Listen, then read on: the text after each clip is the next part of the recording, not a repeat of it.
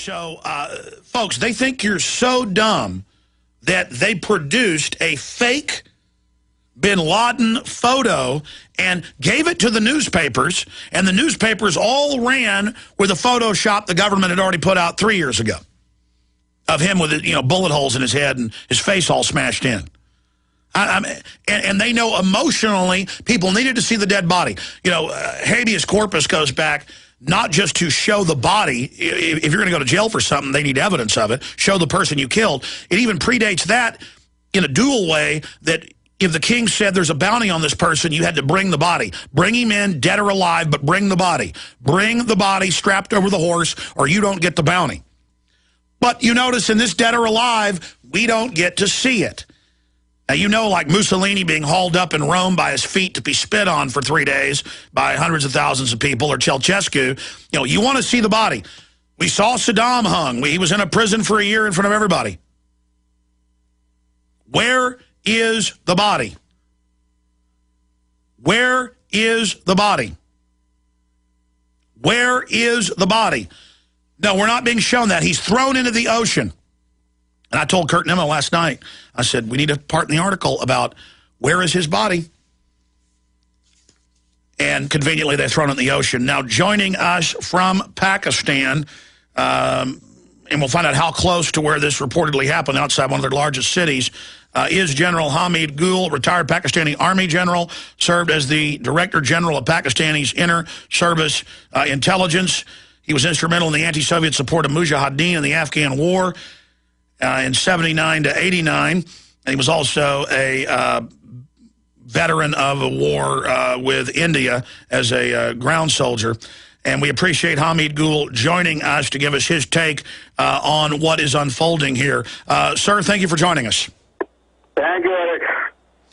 General Gul, you've got the floor. What do you make of this? I see it as a complete psyop, because my White House sources 9 years ago on record confirmed that he had been killed and was frozen on ice. But, what's your take on this? Well, they had finished the cell, done away with it. Sometimes in 2005, there was a cell which was meant specially to chase and track Osama bin Laden, and then it was called off. That was abolished altogether. So you are quite right. There is a great deal of suspicion, especially that the question of body, as you were mentioning, is a very important question. Now, we know that every single U.S. soldier carries a video camera in his helmet, and why that footage has not been shown to the world, so that the world would be convinced. And one picture that I saw of Osama bin Laden, that looks very young. Osama bin Laden 10 years ago was older, and this picture showed him even younger than that in comparison. No, sir, they now admit it's a fake photo. So they already put fake photos out to the media showing the complete disregard for the public. But going back specifically, sir, as you point out, it was obviously a younger bin Laden from what he would be today. It looks like about a 1999 photo that's been photoshopped, and they admit that. But what about President Benazir Bhutto? She said that bin Laden had been killed and was dead, and then she was, of course, murdered. Break that down for us, sir. Yeah, that is what Pervez Musharraf also repeated. If you remember, Pervez Musharraf said that he is dead. And he very authentically, he said, I know he is dead. So if one goes by that, then this seems to be just a make-believe drama in aid of Obama's campaign next year for his rerun of the presidential election. Of course, he's got all the advantage for it, but it's only a symbolic victory. As a soldier, I look at it differently, and let me explain it to you. I think Osama bin Laden, if at all he was living, he was a very, very ill man, and he would have perished in any case with passage of time.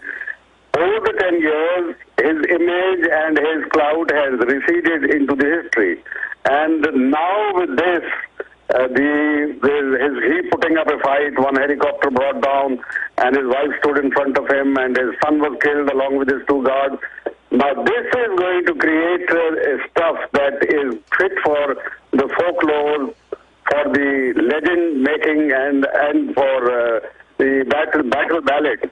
So I think dead Osama is going to be a terrible phenomena for you, for the Americans, and for the Western world, because this is going to enrage the Arab opinion, because Arab opinion was so badly hurt when Saddam Hussein was caught and he was dragged out of a rat hole and he was humiliated.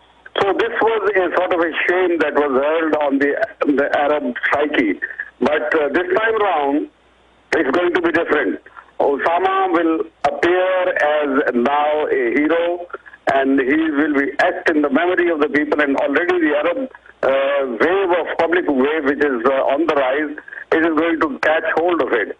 And if that wave does not get satisfied through democratic means, and as it appears they are being blocked, then I think they will be left with no choice but to adapt to the philosophy that Osama bin Laden had earlier adopted.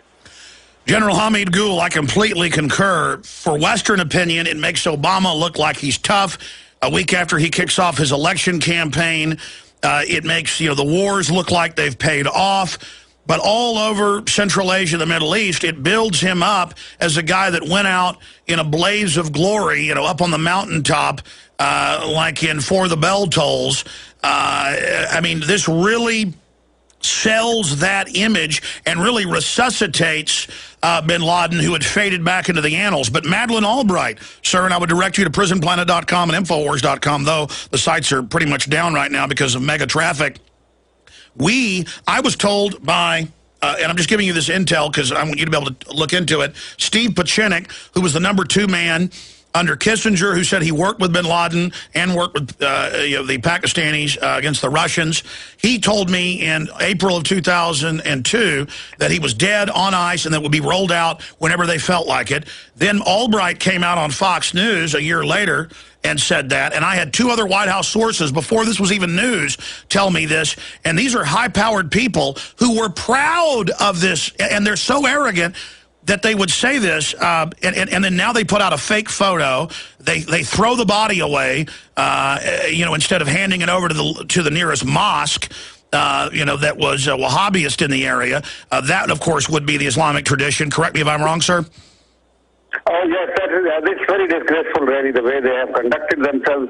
And after that, Hillary Clinton going on the TV and showing all the imperial hubris that she could put out, it is now really nauseating.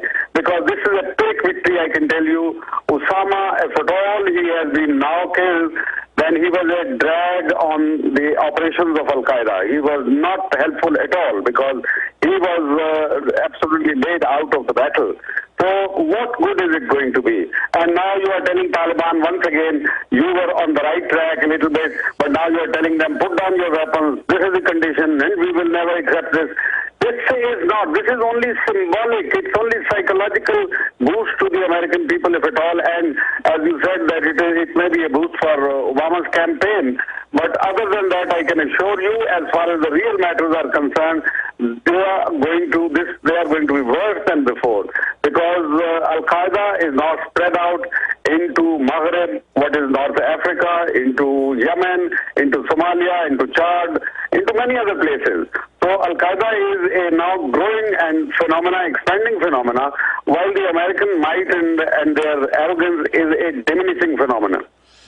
General Gul, there's so many points, so many questions I have, but just looking at this, I remember you were on 6 months ago and you said the West has lost the war for the opium, for the oil. The people are turning against them. The Pakistani government will soon order the drones out. A week ago, they said, that's it. You must have them out by mid-May. That's it. And then suddenly this happens. I think this timing of this ace in the hole they've pulled in this card game, what are the globalist powers that have hijacked the U.S. and England and are trying to destabilize your country? How are they planning to use this domestically in Pakistan? And what's the sentiment of the Pakistani army dealing with 1,000 drones bombing your country?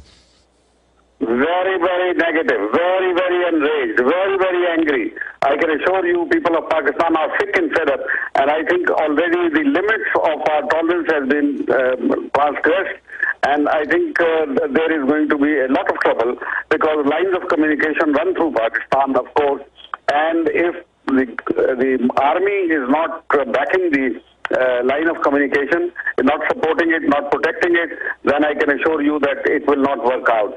And I think the battle is lost as far as Afghanistan is concerned. Taliban are on the surge this time.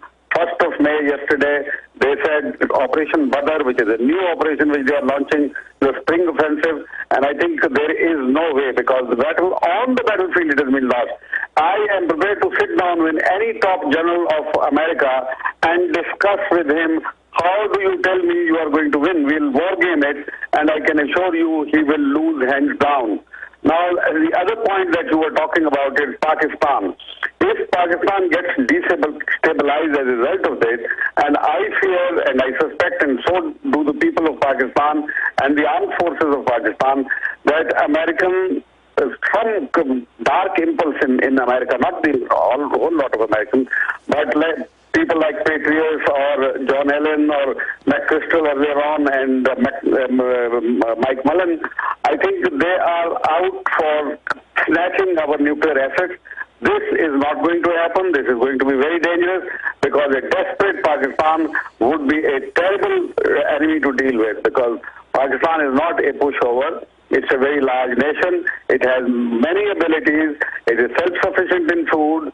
It has a very large army. It has a mujahideen, coming up. The spirit of jihad is there. It has been kindled to an extent that it cannot be now contained. And if it is fueled from outside by aggression, then it is going to become a bonfire, and it is going to consume the entire region. And well, that's my next point, sir. We have Saudi Arabia now running to Pakistan for help, cutting oil production because the West is trying to destabilize them as well. That's now confirmed, trying to manipulate the Arab Spring. I mean, we could be creeping towards a conflagration. Many analysts I interview who I respect are saying we are edging towards World War III, starting in Pakistan, if the globalists, the dark impulse, go ahead with this. Yeah, that's right. I think I agree with your assessment. And it is all because India and Israel are now riding the policies of America. This is very unfortunate that American lives are being lost, American money is being squandered, all to serve somebody else's interest. Now, this is diabolical, and I think this must stop. Bottom line, you are saying from the evidence you have, this whole bin Laden killing is a staged event. It appears so, but I cannot definitely say. But why don't they show the body? They should have taken the body to the ground zero and then displayed it there and then handed over to the Muslims for a decent Islamic burial. That's a very simple thing that should have been done. Why has it not been done? It's just incredible, sir. Other key points about where this is going, clearly a propaganda operation. Any other points?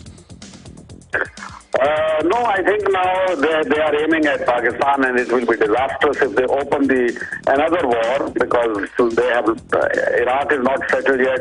Afghanistan they are losing in, and as far as Pakistan is concerned, if they go for it, then it will be disastrous, because I don't think the regional powers, and I mean China. General Gould, stay there for one moment. Visit Infowars.com and PrisonPlanet.com. When you're on the site, you can also tune in 24 hours a day to my daily radio broadcast. There's also a free iPhone app to listen to the syndicated radio show when and where you want.